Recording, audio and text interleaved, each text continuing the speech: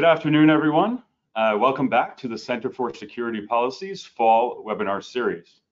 My name is Adam Sabat, coordinator of the Center's China program, and today's program is a book event celebrating the launch of the newest title from the Center for Security Policy Press, Media Warfare, Taiwan's Battle for the Cognitive Domain by Kerry Gershaneck. To see the schedule of upcoming events, go to securefreedom.org and check under the webinar tab. I'll also give you a preview of upcoming events at the end of today's broadcast. Please note that you are in listen-only mode, but you can submit your text questions in the Q&A box on the GoToWebinar panel, and I'll read as many questions as possible at the end of the program. This event is being recorded and will be made available on our YouTube channel, youtube.com/securefreedom, and via our website at securefreedom.org. Professor Kerry Gershaneck is a regional security expert, specializes in national security, political warfare, and strategic communications. He's a former Marine Corps officer with extensive counterintelligence, intelligence, strategic communications, and combat arms experience. His more than 20 years in academia includes postings as a visiting scholar at the Graduate Institute of East Asian Studies at National Cheng Chai University in Taiwan, a senior research associate at Thammasat University Faculty of Law in Thailand, an adjunct professor with University of Canberra's Institute for Governance and Policy Analysis, and the distinguished visiting professor at Royal Military Academy and Royal Thai Naval Academy in Thailand. He's also the author of Political Warfare, Strategies for Combating China's Plan to Win Without Fighting. Kerry, welcome, and thanks for joining us.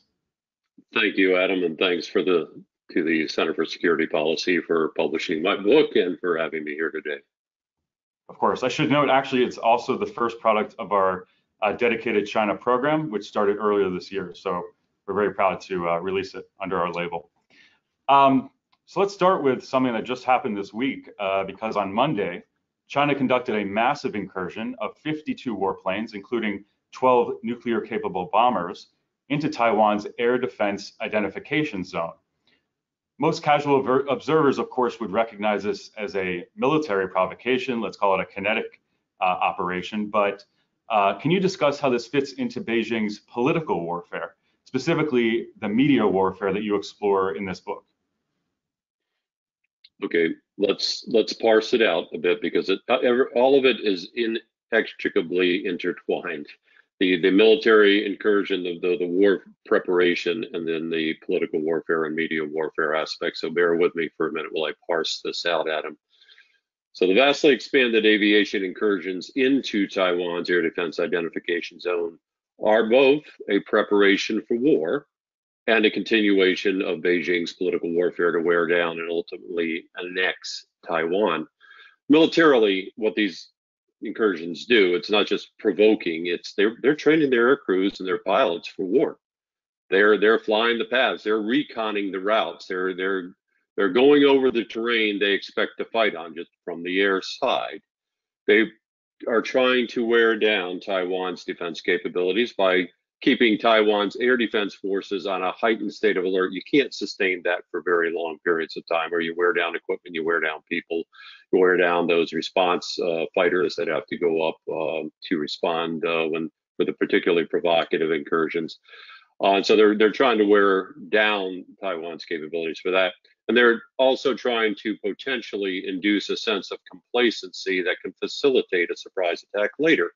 After a while, people get used to those massive incursions, and one of these days, when they're just a few minutes out from Taipei or Kaohsiung, they may just turn, when they think that there is enough complacency, they may just turn that dry run into an actual attack. So they're trying to induce a sense of complacency by routinely doing this. Psychologically, and the inducing complacency is part of the psychological hope for outcome, but it's psychologically, the incursions are aimed to terrorize the people of Taiwan, the government and the people of Taiwan, and to demonstrate that neither Taiwan's government nor the U.S. government can stop them. The U.S. government is very much a target of these incursions as well. They're trying to intimidate the Biden administration, a team that still is getting its footings, to put it nicely, as to how they're going to manage the relationship with China and overall national security interests of the United States globally.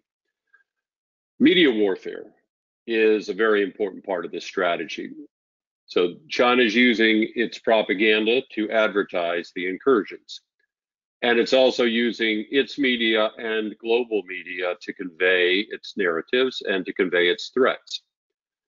So what we've seen since COVID, for example, since the world became distracted with COVID, is that China has really expanded those incursions, those military intimidation activities, and they are using media warfare to advertise what they're doing.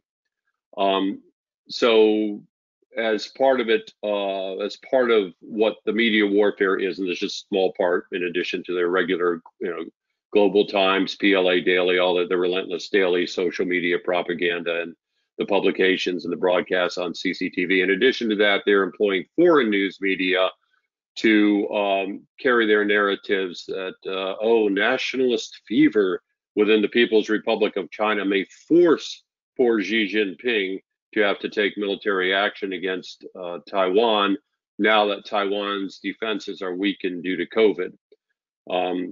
And you can look at the South China Morning Post, and you can look at again a number of other foreign news media organizations that are in effect supporting the People's Republic of China media warfare in this regard. Well, since you mentioned COVID, maybe let's dip a little bit more into that. I believe Taiwan has been judged to have done relatively well with COVID, but let's talk about, has China used any other strategies to intimidate Taiwan on that front, and what have Taiwan's responses been, let's say media-wise, as well as in actuality to COVID, and how have they fared? China's been waging, or the People's Republic of China has been waging political warfare against Taiwan, or the Republic of China, since the 1920s. There's a long history of the political warfare, of which media warfare is a pillar. This has been going on for a very long time, but it got on steroids around the COVID time. It's part of the unrestricted warfare that China calls for. And for those who understand the history of that concept, it goes back to 1999 when two colonels, who were subsequently promoted, of course, and the PLA came up with the concept of unrestricted warfare, which calls for, among other things, biological, chemical warfare to bring down an enemy or adversaries, even in peacetime. So you can make your own conclusions of whether the virus COVID-19 actually started in Wuhan or not. There's strong evidence saying that it did. So if in fact COVID-19 was a result of biological warfare from an escape, or however it happened, of Wuhan, then that would be particularly embarrassing to China if that word, was accepted, if that truth was accepted worldwide. So Taiwan has been the subject of media warfare attacks from Beijing on two levels. One, again, to demoralize and divide, and in PRC's terms, disintegrate Taiwan as an entity. And then two, to help deflect any blame that the PRC may be getting for the beginning of the COVID pandemic. So the Beijing's political warfare apparatus has been in, just very strong attack mode from the beginning. They've, as we all know, they've had great influence on the World Health Organization, and so to help intimidate Taiwan, the World Health Organization, at Beijing's behest, excludes Taiwan from the World Health Association from even exchanging information that Taiwan developed about COVID-19. Taiwan led the world Taiwan did extraordinary things, as you alluded to earlier, in terms of protecting its own people. Initially, when the rest of the world was believing what Beijing was saying about COVID-19, Taiwan was very rightfully skeptical, based on its long-term experience of being, under a political warfare attack from the Chinese Communist Party for so long, and then from its SARS experience back in the early about 20 years ago. Dealing with China and knowing that what China was saying was not true. So China, through its political warfare, got the World Health Organization to ignore Taiwan's experience, ignore what Taiwan was trying to recommend. And that what they were trying to recommend was very successful within Taiwan. In the meantime, in addition to working its media warfare and political warfare globally to exclude Taiwan and to make its recommendations not heard, Beijing is attacking the people of Taiwan, the government of Taiwan. It's using disinformation program designed to spread panic, to create hysteria, and to undermine the Taiwan people's support for the Tsai administration.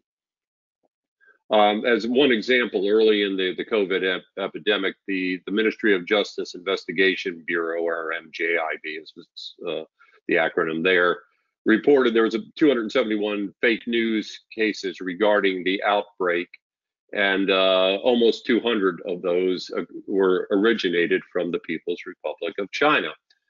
So the PRC is using platforms like Line, the PTT, which is very popular in Taiwan. It's using Facebook to, another example, suppress voters on the January 11th election of 2020.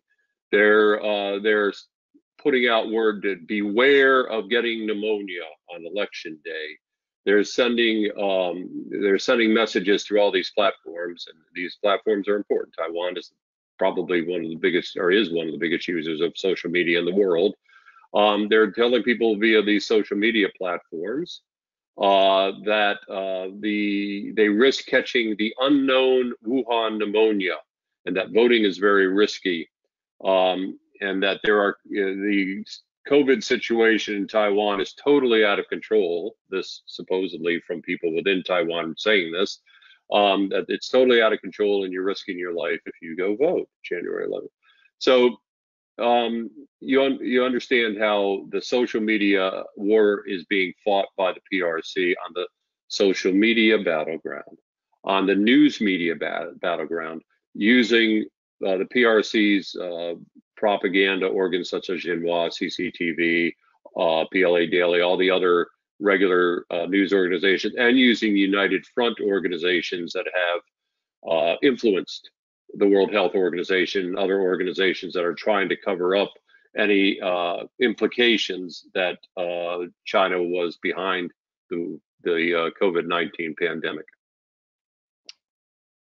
Well, considering at least certainly before COVID, Americans didn't think of disease as a vector of threat or warfare, but it seems, as you know, we need not make any conclusions about where the virus came from to say that Beijing took advantage of it. And it seems like they were ready to pounce in that sense. And this goes to something, there's a whole section of your book where you drill down and you point out that literally all party state organizations within the Communist Party and the state are oriented towards media warfare, or they have some sort of, they've prepared for it in some way. Can you just speak to that? The law in the People's Republic of China requires you to support whatever it is that the Chinese Communist Party asks of you. So it's a given that the party state and the Chinese Communist Party is the People's Republic of China. That's why we call it the party state. There's no distinction between the CCP and almost the fiction of the People's Republic of China, because as an example of that fiction, military officers in the PLA don't swear allegiance to the People's Republic of China as American military officers swear allegiance to the United States of America. No, in China, the PLA swears allegiance to the Chinese Communist Party. So it's really, we say party state, but it's really the party running this. So there are organizations set up, the Central Propaganda Department, which is run by the Politburo, and very lengthy list of organizations that I detail in the book. We won't go into all of them, but they all direct the activities of the news media, so-called news media in China. They direct the propaganda efforts worldwide. They direct those so-called wolf warrior diplomats and the United Front operations. The People's Liberation Army is very much a part of this. The PLA is on the forefront of the political warfare, media warfare, now through an organization called the Strategic Support Force, which has roughly 300,000 soldiers, depending on which source you read. So the PLA's Strategic Support Force, which is engaged in cyber attacks, which is engaged in online trolling and in, again, propaganda efforts globally, and winning over foreign military officers, American Army, American Navy, Taiwan Army, Taiwan Navy, Taiwan Marines, etc. They're all working together with this tremendous synergy, because it's all centrally controlled by the Politburo. So again, let's zero in a little bit more on the PLA. So with 300,000 soldiers, what they're able to do is they work with you may have heard the term 50 Cent Army, or the so-called netizens in the People's Republic of China. And they work to manipulate public opinion, and they work to attack the critics of the People's Republic of China and other targets out there that in support of whatever the Chinese Communist Party wants them to support. So they're spreading disinformation. They're circulating negative propaganda against Taiwan in the case that we're talking about right now. They coerce people online. There's something called online terror or WeChat terror, where they will attack a celebrity or another public figure, someone who's an influencer. If that person says anything at all in support of Taiwan, they will destroy that person's career. We see vestiges of this in the United States today, but it is SOP, it is standing operating procedure for the Strategic Support Force, the 50 Cent Army, and the netizens to go after, to seek out anyone in the entertainment community in Taiwan who says things that are positive about the democracy on Taiwan, or who criticizes the People's Republic of China, and then destroy that person through social media. They silence the critics again, as an example, the entertainment world, but then they also coerce supporting statements. It's not just they silence the critics, they also coerce them to say supportive things to carry the narratives of the Chinese Communist Party if they are to be supported on social media and their careers to continue. So these platforms, all across the People's Republic of China government, all across private industry, and again, the People's Liberation Army, they deploy trolls, they deploy bots, cyborgs, what we call sock puppets, and they swarm individuals. They take over entire pages. They buy identities through the black, through the dark side of the web, and they take over those pages, those websites, and they begin using them systematically to support Chinese Communist Party propaganda. So these are just some examples of what's going on across the spectrum within China. How every private industry, which is incidentally those collaborations between American industry and American business and Chinese communist organizations, those SOEs, every one of them has to have a Chinese Communist Party cell now. And every one of those Chinese citizens who are there, and even in the eyes of the PRC, Chinese who were born overseas, they're all required by law to support PRC intelligence operations, PRC propaganda operations. So every one of these organizations can be brought to bear to support media warfare. Now, you're asking private business, private industry, can that be media warfare? Through advertising. Your business will only buy advertising in pro-PRC newspapers in your country. Your business will deny advertising to those publications who support Taiwan or who report objectively on the situation in Taiwan. This happens even in Taiwan, Adam. So I think in a way we've only touched the surface, but I think we do have a pretty wide view of their measures, and it's pretty imposing and obviously pretty comprehensive. So maybe let's just take a little bit of time to explore what defenses Taiwan has, if any, on the media front, how effective they've been.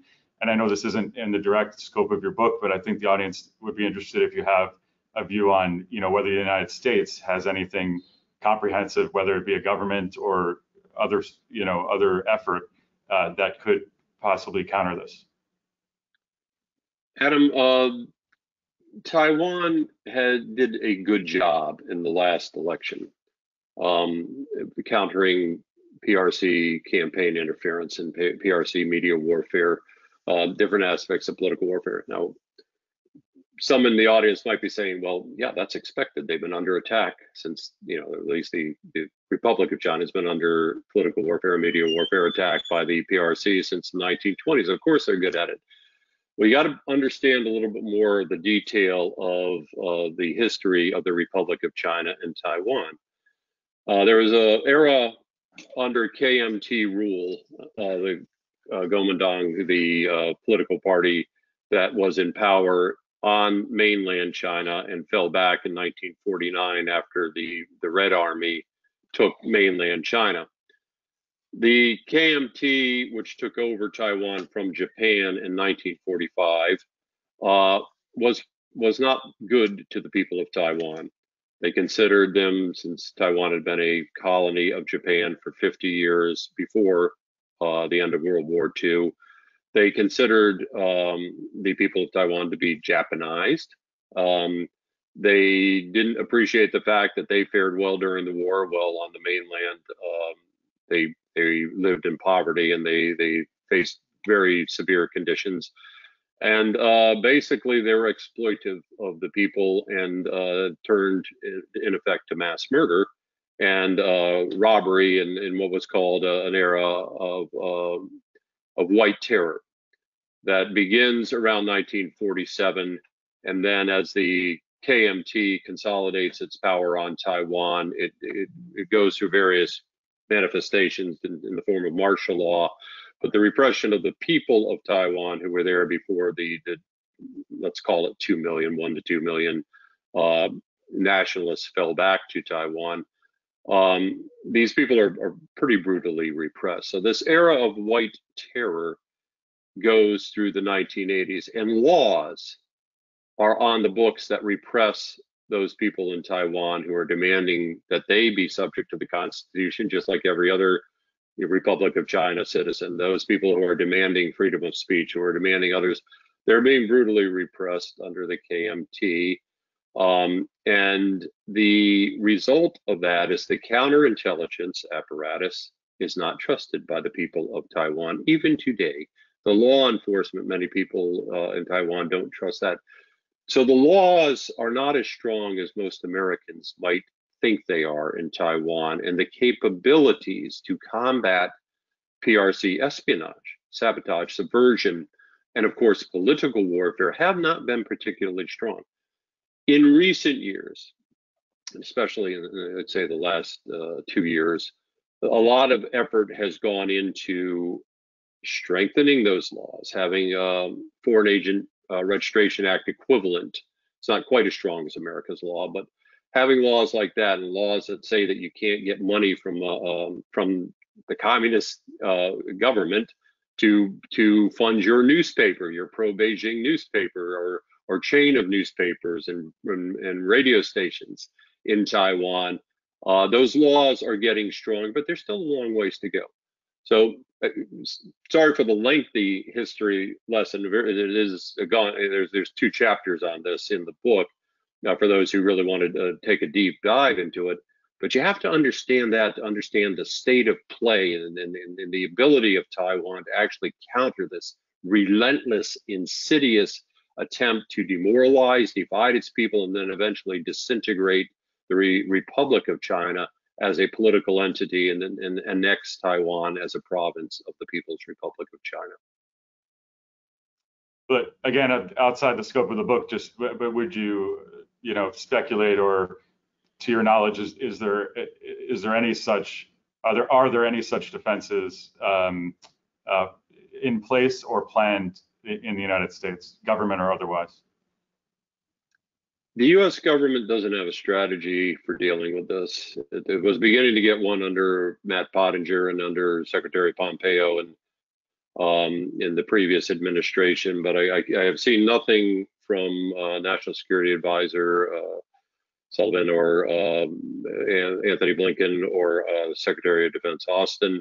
I've seen nothing substantive. I've seen some reports that the military now is looking more at diffusing capabilities down to lower levels to combat. Without going into all the terminology, we'll just call it psychological warfare and informationized warfare. They're using PRC terms here that, again, you can get all that esoteric terminology in the book, but I'm trying to keep it very general in this discussion. There's the Global Engagement Center, which was set up in under State Department purview, but frankly, after it was audited a few years into the establishment of the GEC, found out there was massive waste, fraud, and abuse, because the skill sets that we used to have in the United States, Adam, in the U.S. Information Agency, back in the area when George Kennan and great minds in the U.S. government recognized the Soviet Union's political warfare threat, the existential threat it posed to democracies in the United States in particular, we came up with a strategy. Our nation was able to, on a whole of government approach, combat the Soviet Union's political warfare, and ultimately that led to the fall of the Berlin Wall and the collapse of the Soviet Union. Those skill sets, those organizations, they've all atrophied, or they're simply not existent. So we don't have a whole of government approach yet. We certainly don't have a national strategy that whole of government approach could support for combating the existential threat that political warfare and media warfare pose to our nation. Let's hope when and if we reach that maturity that Taiwan is an example, and your study is something we can look at, among the resources. I do want to make sure we get to what has been called the definitive case study in media warfare, and this would be the Tiananmen Square massacre of 1989, of course, and that was a media event in the West and across the world, but the way China dealt with it has been described as enforcing collective amnesia as a way to whitewash the massacre from history.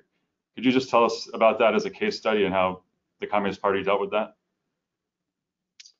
Yeah, it's a pretty depressing tale, but that the way that they dealt, the Chinese Communist Party dealt with censoring the memory, that collective amnesia you allude to, the massacre, not just at Tiananmen Square, but what most Americans don't realize, those who even know of the Tiananmen Square massacre in 1989, what most Americans don't realize is the massacre and the hunt for those who were involved both in Beijing and in other cities and municipalities around China, protesting the Chinese Communist government and calling for American-like freedoms.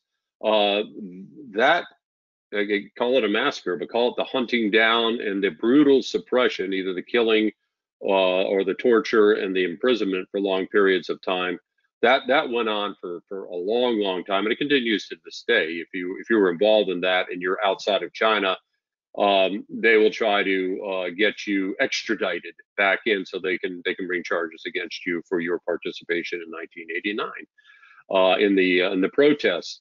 So the way they've gone to extreme lengths, and I'll give you some rather absurd examples, but then I'll take the absurd examples and then draw how the Tiananmen massacre aftermath laid a very serious foundation for the future censorship, global censorship operations of the Chinese Communist Party. So right now, to erase that collective amnesia that Louisa Lim so artfully compiled and described in her book, The People's Republic of Amnesia, Tiananmen Revisited, Louisa, again, I'm reading a quote of hers, "The authorities' national reflex has been to simply clamp down, banning sensitive terms on the Chinese equivalent of Twitter, which is Weibo, and deleting posts as quickly as possible. Every June 4th, the anniversary of the actual Tiananmen Square massacre, the authorities' level of paranoia can be charted by increasingly lengthy lists of banned words." Now listen carefully to some of the words that are banned, because the Chinese Communist Party, the Politburo, fears they will incite rebellion in the streets of China. Words that are deemed sensitive enough to be forbidden: today. Another word that needs to be forbidden: tomorrow. That year. Special day. Sensitive word. Sensitive issues or images are also scrubbed from the internet, Louisa says, including birthday cake candles that feature the numbers 4 and 6. Photos of chrysanthemums, which are traditional flowers of mourning over there, and even anything that looks like a tank, even a Lego tank, is scrubbed from the Chinese internet by the Great Firewall around June 4th, and even rubber ducks, because those have become symbols of what happened at the Tiananmen Square. So that's the level of paranoia that we're dealing with there. And so what happens as a result of Tiananmen Square, Adam, is the CCP goes full bore in a charm offensive globally as part of its political warfare. The CCP begins investing even more money in its suppression, its internet suppression. Internet is both a threat and an opportunity from the People's Republic of China perspective. But the threat was that ideas like freedoms, rule of law, democracy would come into China, and the CCP couldn't tolerate that, so they wanted to suppress that. And then any discussion within China, they on all platforms, within minutes, you'll have a knock on your door if you're a Chinese citizen, and you're tweeting about how, well, gosh, wouldn't it be nice to have freedom of press in China? They'll track you down in a heartbeat and pull you away, because they have the capability to do so on social media. They can track you in a heartbeat. As a side note, cynical one, but somehow they can never find those fentanyl producers in China. They have such difficulty. They keep telling our DEA and our joint task force that deals with this out of the U.S. Pacific Command. Oh yeah, it's so difficult to track down these people who are producing this. But you start talking about democracy on a Weibo tweet, and they'll be at your door in probably 10 minutes, and you'll be hauled away. So that's how that was the Tiananmen Square, the massacre, and what led up to it. That freedom to think about these issues. That called that in the CCP's mind, that called for just a draconian crackdown of censorship, and then the hyper nationalization, which went concurrently, of the Chinese people to understand from the CCP standpoint that the party and not democracy is their future. Okay. That all plays into media warfare. These themes, these narratives, as they built these massive platforms, both internal propaganda organs and then organizations that form unions and partnerships with newspaper chains and broadcast organizations in Africa, in North America, in South America, and all across Southeast Asia and Oceania. This massive effort to take control of the narrative worldwide is a spin-off of what happens at Tiananmen Square. Under Xi Jinping, I use that term again, it's on steroids now. It has been, as I lay out in the book, a chronology of how this all, just geometrically expands. But under Xi Jinping now, it is taken on even greater impetus and has even exponentially greater resources to shape the narrative worldwide. And oh, by the way, to export the concept that it is Chinese totalitarian model is the model for the world. It is not decadent Western democracy. It is not the US model. So again, media warfare is being used as a direct result of the Tiananmen Square experience and that massacre to both suppress thought within China, the internal target audience, to express thoughts about freedom and democracy, and to hyper-nationalize the Chinese people, and then externally to erase any memory of that massacre and to instill the PRC's propaganda narratives into the minds of people, again, on every continent. I was struck several times with what you're saying. Not only are they taking their message global, but their methods seem to be adopted by Western governments. There's just pangs from what you're saying. I mean, tweets can't get you arrested here, but they can get. There's been visits by the police, I believe, sometimes. In the UK, I believe it can get you arrested. Then when you said about the Legos, I believe someone was arrested because he had a Lego set of the Capitol building after January 6th. So these are happening. This kind of things happening here as well. But let's turn to something. Let's look at regarding the first question we talked about with the incursions. Let's say we get into a hot war, and a fellow with the center, Stephen Bryan, is arguing lately that the incursions now are a difference in magnitude, and it does mean it is a significant move towards a hot war. What would the media end of that look like once it launches into that critical phase regarding Taiwan?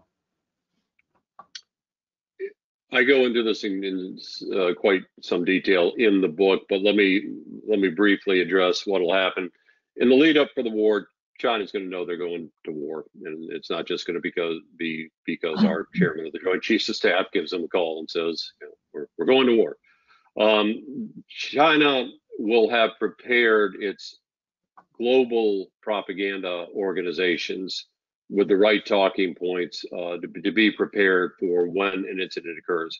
You're saying, well, what if it's an accidental? What if it's something that happens at sea, for example, or with all these incursions, there's a miscalculation and somebody starts firing a Taiwan aircraft, feels that it's threatened because the PRC aircraft, the PLA aircraft, locked on with a radar, and the Taiwan pilot fired, which is justifiable actually when you're locked on with a radar in the air that way. If something accidental propels this, it's all the same from the PRC perspective. They're planning for this. They have been conducting massive combined arms live fire exercises. They've been conducting, they've been preparing for an invasion of Taiwan in particular, but also in the East China Sea. They're preparing for contingencies and dealing with the Senkaku Islands, and they're looking elsewhere. But number one priority is Taiwan.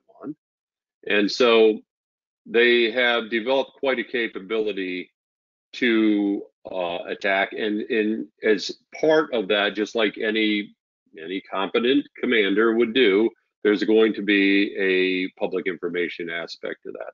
So they're going to have, as part of their overall political warfare operations, they're going to have instigate protests in the U.S., instigate protests and other means of slowing down military and political response in Taiwan. They're going to start a massive propaganda campaign that will blame the U.S. and blame Taiwan for whatever it is that happens. Okay, they will, in terms of the media warfare, they will put out fake news, a term I don't particularly like because it's very tactical in its thinking, and it ignores the total combined arms aspect of what political warfare really is. But fake news that will allege U.S. or Taiwan atrocities. They will do as they did during the Civil War in China. They'll advertise, of course, that certain key leaders in Taiwan have defected or have surrendered, that the President Tsai, for example, has surrendered, the government surrendered. What that will do, of course, it's fake. It's deception, but what that does is confuse and disorient the people of Taiwan and the armed forces of Taiwan. So you'll see all this through media warfare. You'll see rumors, you'll see allegations, you'll see forms of lawfare being fought through media warfare. It will be a very complex operation.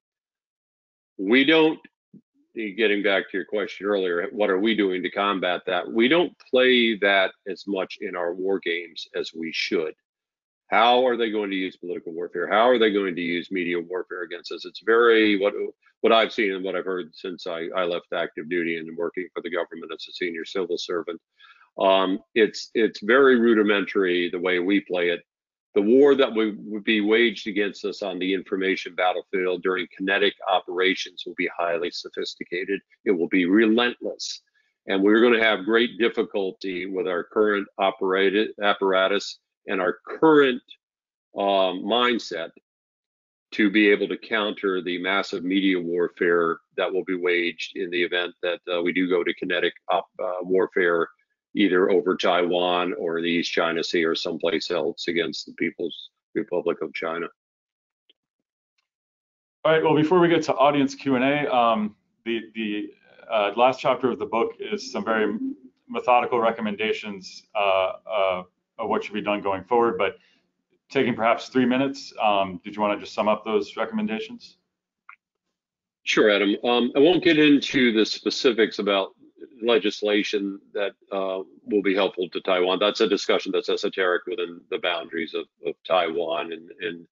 But needless to say, based on our earlier discussion, there are additional steps that need to be taken, authorizing legislation and building up the counterintelligence capabilities and the law enforcement capabilities that go after news organizations like, I'll name them, Want organization, that takes $500 million in subsidies from the People's Republic of China, whose editorial stance is aligned perfectly with Xinhua and China Daily, but yet claims that those subsidies mean absolutely nothing to its reporting and its editorial stances.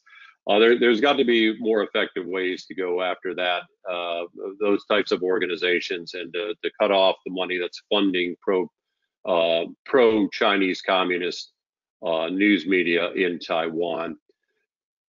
Again, laid out in the book specifically on that. Where I would focus the remaining 2 minutes that I have here is Taiwan led the world in the COVID response. Taiwan is now viewed as a world leader in that, and that Taiwan can build on that leadership platform and help the world to counter PRC political warfare. Every country in the world is under one attack and via media warfare, certainly political warfare overall, by the People's Republic of China. They just don't recognize it. They can't detect it. Hence, they can't deter it, they can't counter it, and they certainly can't defeat it. America has long been in that camp, incidentally.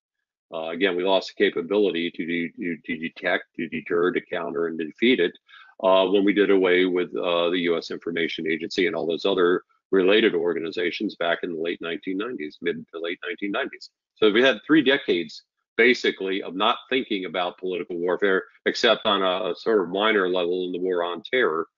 But we ignored it in China. In fact, Rand Corporation, which was hired by the U.S. Army, had a chance to do a study on PRC political warfare several years ago, and chose. They said, well, we won't do it on the PRC, but we'll do it on these other 3 countries, Russia, because that's politically popular and their political warfare, and we'll do it on ISIS, and we'll do it on one other country. But PRC is just too hard. we don't really want to look into it. So that's a simple example of what the attitude has been in our government. My first book gives a number of quotes from U.S. Army generals and others, and who have quoted as saying that the PRC poses no threat. So we've been lulled in to a sense of complacency. What Taiwan can do is use its experience. Again, the past couple of years have been quite successful. Set up a center of excellence for Asia. Show that it can lead, show that it can help in other countries forming the capability to combat PRC political warfare, to subvert their countries either through the Belt and Road Initiative or through the other devious means that the PRC is taking control of, are colonizing actually Oceania, the Pacific Islands.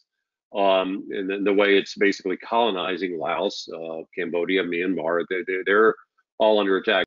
So Kerry, these aren't all explicitly about media warfare, but handle them on whatever level you would like. Okay. Has China taken note of the recent cyber attacks on the U.S., for example, JBS Meat, Colonial Pipeline?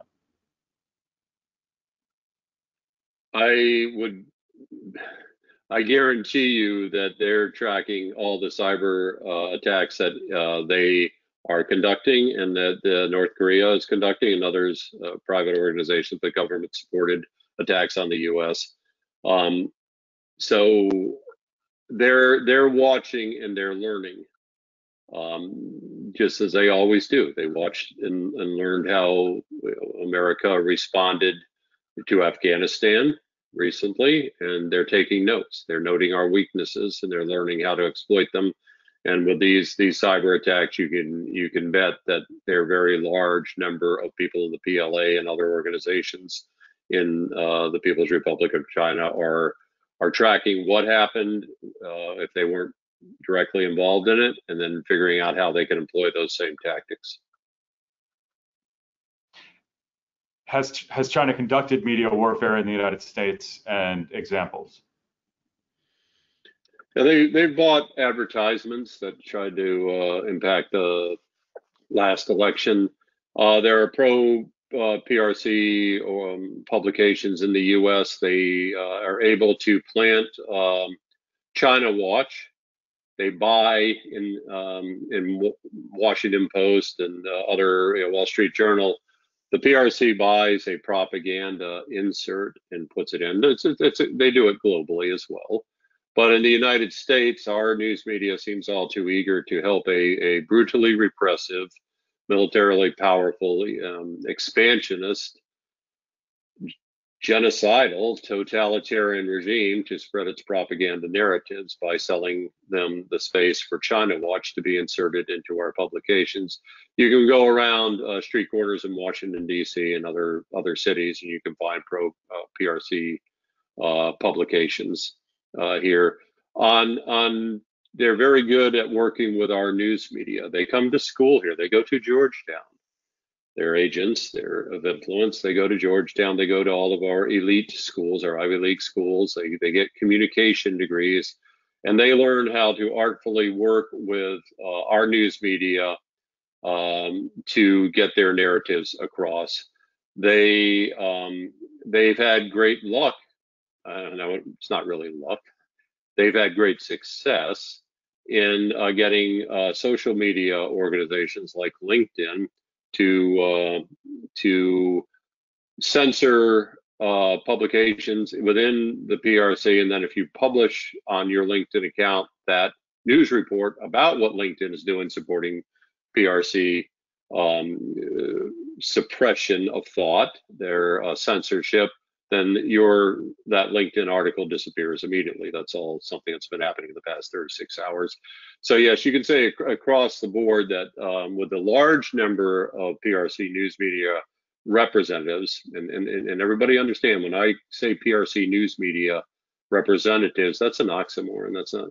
They are agents of influence. These are intelligence officials. These are people who work directly for the Chinese Communist Party and the People's Republic of China.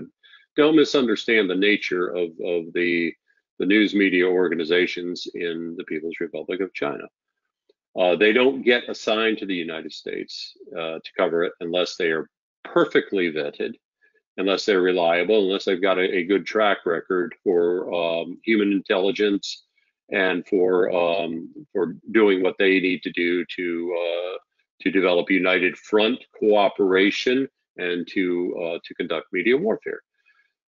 And there's hundreds of them here. You can count probably on two hands the number of Western news media, credible Western news media that are still in Beijing these days. So an obvious question is, why aren't we enforcing reciprocity on the People's Republic of China? Why, when they kick our reporters out because they don't like us exposing our reporters, exposing, say, Xi Jinping corruption or within his family, that sort of issue, or other topics that should be of great interest to the American people and the people of the world, our reporters get kicked out. Our reporters get beaten. Their sources disappear. Their sources die under very brutal circumstances. Why aren't we reciprocating? Why, when they kick out one of our reporters, why aren't we kicking out 20 of theirs? Now, again, under the previous administration, we began at least calling for these so-called news organizations to have to register as foreign agents and then have to report how much money they're getting from our news media, how much money they're putting into our universities. They're pumping into organizations here in the United States because they are now registered foreign agents. They have to report a lot. And what has been reported since that reporting requirement was enforced on them, it's been pretty embarrassing, or it should have been pretty embarrassing to both the PRC and to certain organizations in the United States. So yes, there's a widespread effort. It's a massive effort on the PRC's part to influence the United States government, to influence our military, and we can go into some detail on that outside of media warfare on how they co-opt our senior military officers and civilian officials and our State Department officials. But it's a well-funded effort. Just so we can get one more question. So a questioner asks, you mentioned Taiwan did an excellent job on controlling COVID. What can we learn from them? And I would like to add, you specifically said the PRC had specific propaganda regarding election day or something like that, that the disease was spreading, very overt propaganda. Has anything that overt come to the United States via the PRC propaganda that you can trace? Well, the massive global effort by Beijing to cover up, to confuse the world as to the origins of COVID-19, to attack those who suggest that it may have been originated in a lab in Wuhan. The effort through their media organizations, through supporting news media they've co-opted globally outside of China.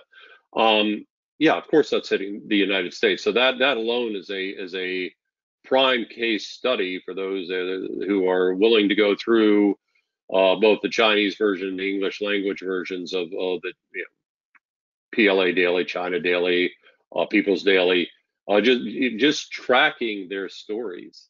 Their narrative on that is a wonderful case study for those university students looking for master's degrees or doctoral theses. Just how they have employed such a well-resourced, well-financed global effort to confuse the world regarding COVID-19, to try to place the blame on the United States Army, to try to place the blame anywhere else. And then to get the world to believe that China has handled it perfectly, hence the China model. It's the model for all countries to follow. The United States handled it disastrously, as did other countries. That's all part of the media warfare narrative. So you can see this going on in the United States on a near daily basis. All right, fortunately, that's all we have time for. I apologize for the technical hiccup there. Kerry Gershaneck, thank you so much. The book is called Media Warfare. It is live on Amazon as of yesterday. Just a few quick announcements before we sign off. Our upcoming events on October 20th, Securing the Border in the Biden Era with Representative Chip Roy, moderated by my colleague Kyle Scheidler. And on November 3rd, How to Stop Iran's Nuclear Program, featuring 3 experts, David Albright, James Phillips, and our own David Wormser, and moderated by Center President Fred Fleitz. We do thank you for joining us today. Remember, the Center's timely and thought-provoking programs like today's are only possible because of your generous support. If you enjoy these webinars as much as I do, please visit our website at securefreedom.org and click on the big white donate button, or you can make an instant contribution or get information about other methods of giving. Thanks again to Kerry Gershaneck, Media Warfare. We'll see you in 2 weeks. Thanks, Kerry. Thank you, Adam.